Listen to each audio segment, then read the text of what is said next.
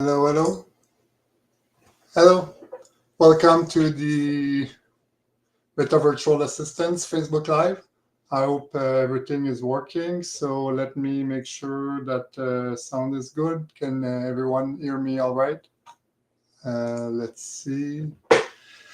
I'm just checking if everything is okay.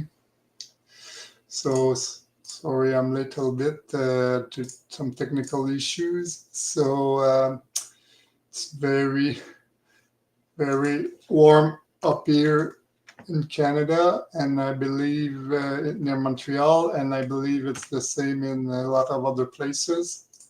So hopefully you're doing all right. So all right. So is everything having obviously an issue with? Wanted to double check if the sound is good because otherwise I've had this problem where I was there with no sound, which obviously is not the best to do. All right. So it seems everything is working. All right. So sorry about that. So yeah. So today I want, of course, we're talking again on the tax tips on Tuesday. And so the topic of today is what to do if your account is messed up and you have some, you're not getting the proper info from your exchange or something similar to that. So, for example, I just found out recently that an exchange I've been using before, which obviously was not, I didn't have anything left there, but I know people who had a little bit in there. They unfortunately, the just website disappear. The app stopped working. The website is not accessible anymore, and obviously looks like certainly bankrupt because they were issued with withdrawal previously, but I'm assuming it almost looks like it's a scam and people just left with investors' money, which is very unfortunate. And so the problem with this type of situation is then, of course, you don't have access anymore, so you can retrieve your history, like transaction history or anything like that.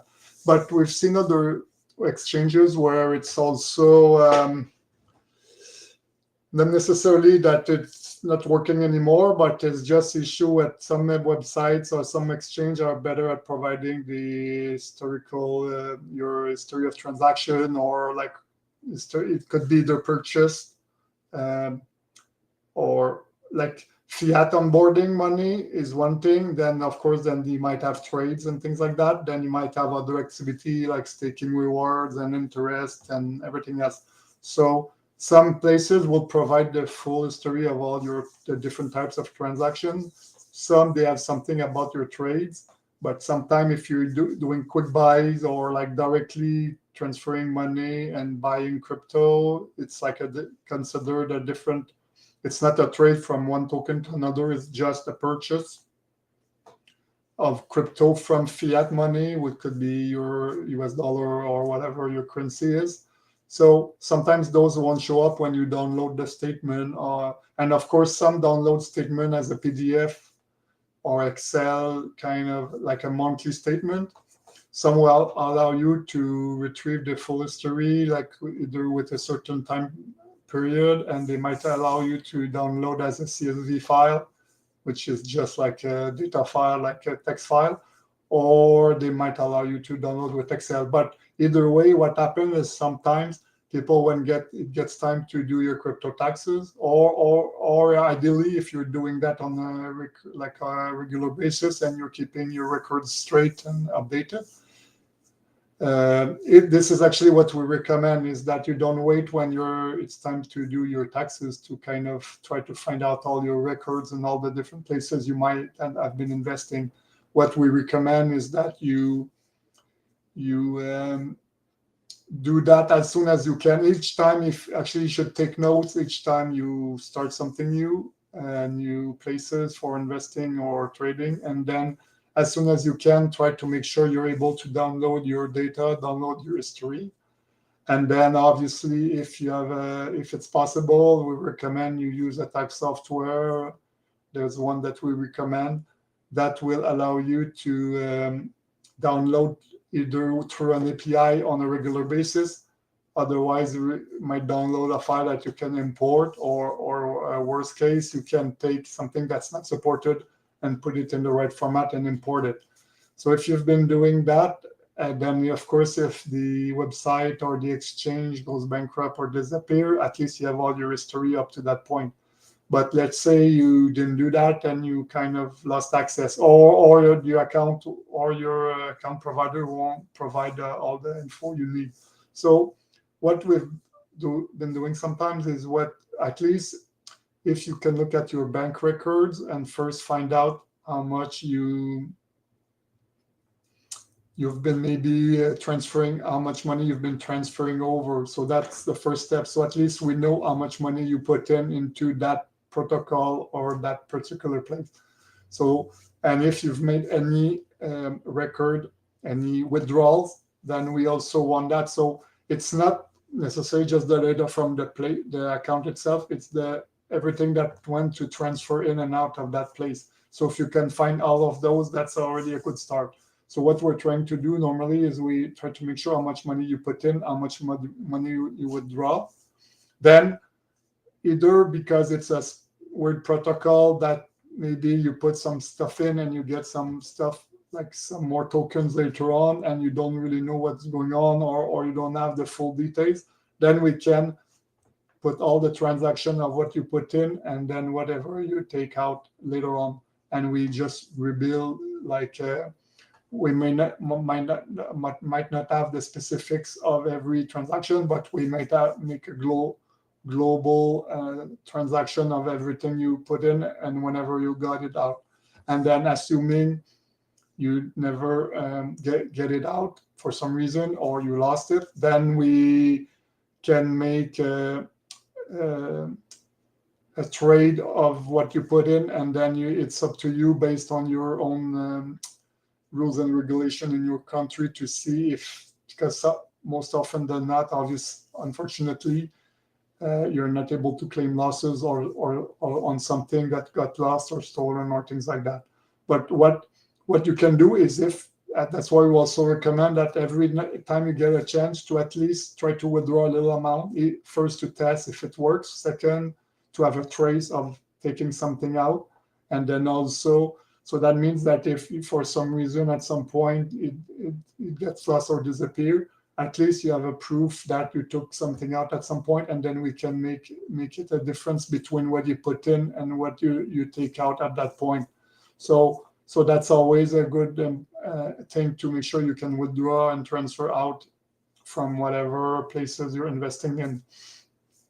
Then assuming you're also not able to do that, or you didn't do that, then like I said, we need to make sure if you ever transfer token inside of that place or outside of that place, then we can at least record those, and often based on the value on that date, we can estimate and the software will do that too. We can estimate, let's say, you transferred a certain amount of whatever Bitcoin that day. Let's say you transfer 1 Bitcoin and you bought 10 Ethereum on that, and you kind of remember that you used that to buy a certain specific token. Then we can put the transfer into that place, and then we can create a trade that represent what you probably did, and the amount will just get calculated. And then you've maybe later on that we see that you've been transferring this other coin out of your account, then we know that basically you put something in, then we will just recreate the trade for exchanging from one token to another, and then you took it out later. So that's why I was saying, if you have everything that went in and out of that account based on the account history of other exchanges or other protocol or other DeFi other wallets, then we can possibly recreate what you did. Obviously, it depends if you've been doing a few manual trades here and there, or you've been using a bot automation with millions of trades, then we want to create all the trades. But again, it might be possible, however, to know how much did I put in. And that's why if you take notes, we at least know maybe on a certain date I started a bot, and then I know that 3 months later I stopped that bot, and you know what token it was, then we can assume, okay, how much did you put in initially? And then let's say, assuming at the end you had at least a screenshot of your balances, or maybe you had a download of your balances, or you had a statement of some sort, then we know possibly what happened in between those 2 points in time. Or if you transfer out that amount later on to invest in something else, again, we have a trace of what came out. So as long as we have know what came in, what came out, we have an estimate of what you did. I mean, yeah, we have not. I mean, we know what you did, or you know, and you tell us what you did, and then we can estimate. I mean, we create a trade that represent what happened in this time period. So that's different options that we can have been helping people with their accounts. So anyway, if you have any question about that, of course, let us know, and we'll see what we can do based on the amount of information you have or don't have. But like I said earlier, just if you need to remember something, first is always try to take notes of at least each time you open an account, close an account each time. If you can at least keep records of everything that goes in and out of your bank account, or sometimes credit card. Some people are using credit card to purchase crypto. Make sure you keep those around. Then obviously try to test if you can download the transaction history of a specific place. Either if you're using a software, try to connect to an API if it's available. If not, try to see if you can download a CSV file or Excel spreadsheet. And then worst case, try to see if you can download a monthly statement. Or sometimes people they were not able to download, but they were able to take screenshot of maybe transaction history on the screen. So that's not ideal, but that's way better than nothing. And we can always convert that to text and put that in a spreadsheet and re-import that in the tax software. And then finally, if you can take at least regular, note also when you start a bot or stop it, and what coin you've been using, and maybe the dates, if possible. And then also, if you're able to balances, if you're able to take at least yearly balances of your accounts, and possibly every quarter or monthly, even in some cases, especially if it's an account that doesn't provide you much information, then you need other pieces of information to be able to kind of rebuild the history. So if everything is from the exchange, you still need to do it regularly in case it disappears at some point, like I said earlier. But if it's not providing enough information, make sure that you have a way to, like I said, with screenshot balances and maybe transaction history. Or even what I do is normally when I make a trade, sometimes I do a screenshot, like the from token, from to token, and the amount, and then I have at least an image of this information. And if you don't want to take paper notes or notebook, at least you have like screenshots that you can look into. But then again, make sure you put that in a safe place so that you don't lose or forget where they are. So, but if you have any question about that more specifically, like I said, we've been helping people in this type of situation. So I think we can tell you what is the best way to go around it. So if you have any other question, let us know. And of course, we're here on Tuesday and Thursday for our tax tips, and then we're here on the Saturday for strategy tips. And then of course, we've been posting before a link to our workshop, and now we also have a new little short course that you might be able to find in our some of our posts. And then, of course, if you know anyone else who might benefit from us, let us know. We have, like I said, done for you. We have do-it-yourself courses, and we have done for you services as well, depending on what you need or what is the level of complexity of your situation.